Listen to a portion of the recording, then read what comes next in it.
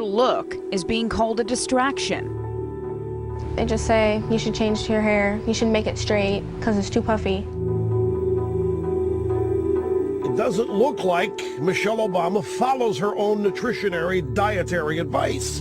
I'm trying to say that our First Lady does not project the image of women that you might see on the cover of the Sports Illustrated swimsuit issue.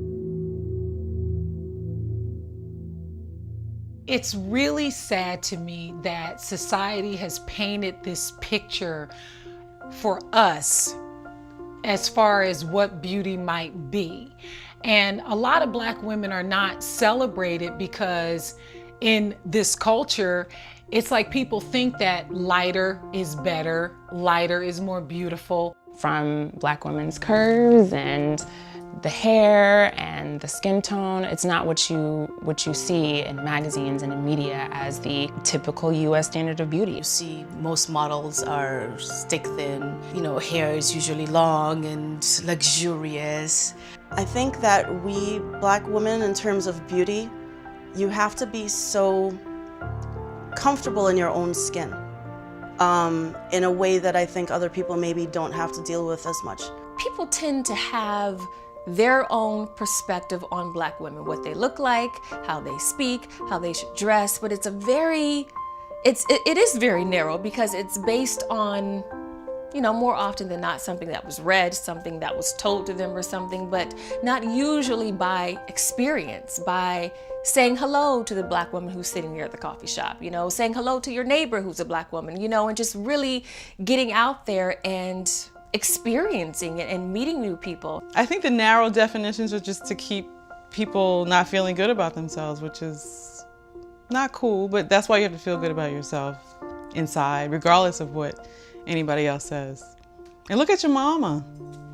I looked at my grandmother, who was like so fierce. I was really built up on the inside and told from the beginning that I was beautiful, that I have so many wonderful things to offer the world, that there's nothing I can't do. When I was younger, I wanted to model. I really wanted to model with a particular designer. The designer looked at me and said, Patrice, you have a beautiful face, but your body is not, what we're looking for in terms of a runway model at this time. We need you to lose 20 pounds or 40 pounds or whatever the number was that she gave me. It was the no that stuck out in my mind more than anything else. Just like, oh no, I can't do it because of my weight.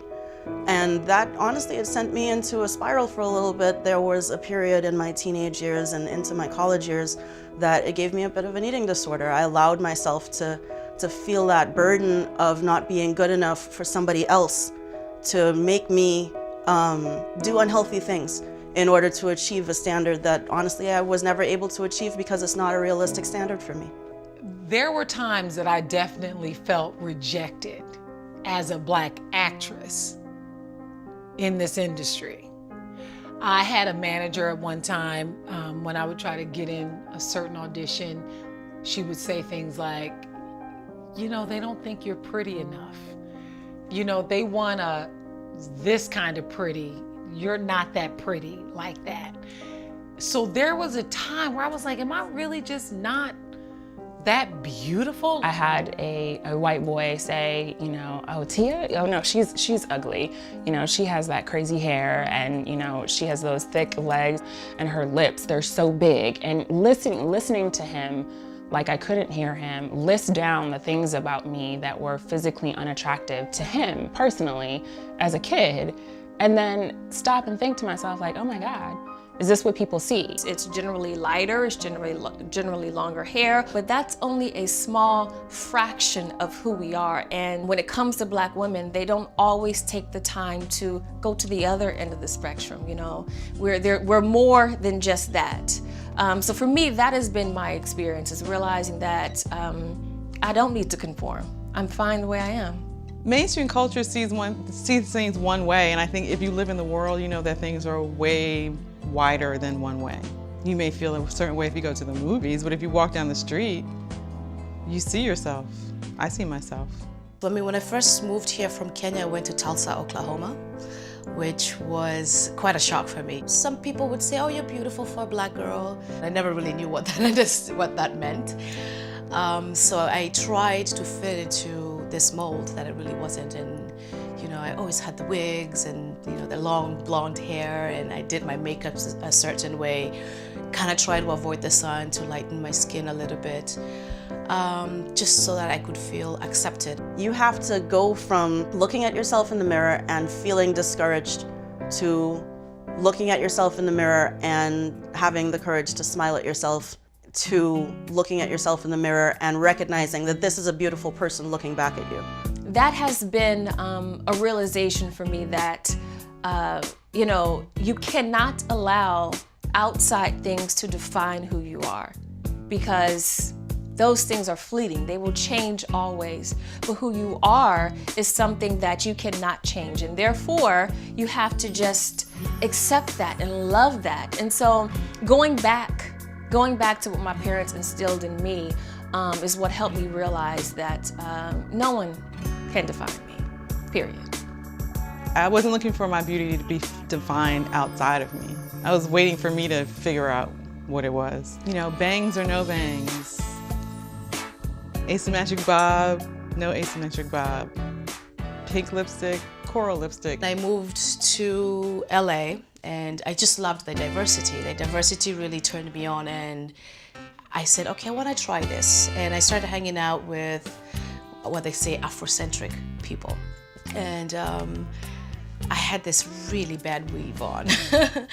And this girl said, okay girl, you have to take this thing off. I'm gonna take it off for you. I wound up cutting off all of my relaxed hair, growing my hair out natural, figuring out what my hair was trying to tell me that I had been ignoring my whole life. If I had to think about the exact moment that I embodied my confidence and my swag, my beauty, I don't think there's an exact moment. I think it's a gradual process. All of those things that are listed down that he told me when I was a child were not beautiful, and they look great. So I got the last laugh. As it turns out, I wouldn't change my full lips for the world. So I came to the realization that there were other runways and there are other designers, and that in fact you can make your own runway because of the internet. You have a right to determine what beauty is to you. And for me, my kind of beauty is beautiful. Regina King's kind of beauty is beautiful. Marianne Jean-Baptiste's kind of beauty is beautiful. Afrobella is that realization that I can't be the only one, and I'm not alone. And if I feel this way, there must be other people who are feeling the same way, who are being cropped out of the bigger picture. And we can take our own camera and reveal our own beauty. Young women today, they're bold. You have to be in 2014. You can't walk out and not have your head up. Today, we have this sense of freedom, and we have this sense of uniqueness and individuality. What does the future hold for Black women? The future is limitless. Anything is possible. We can be anything, we can do anything, and we no longer have to wait to be told that we are good enough or that we are beautiful enough. I mean, come on, we have a beautiful brown sister in the White House, okay? Like now, that has made us feel like, oh, I'm Black and I'm beautiful and I'm proud to be a brown-skinned sister, okay? Because she's the one in the White House, okay? I'm just saying. Clap along if you feel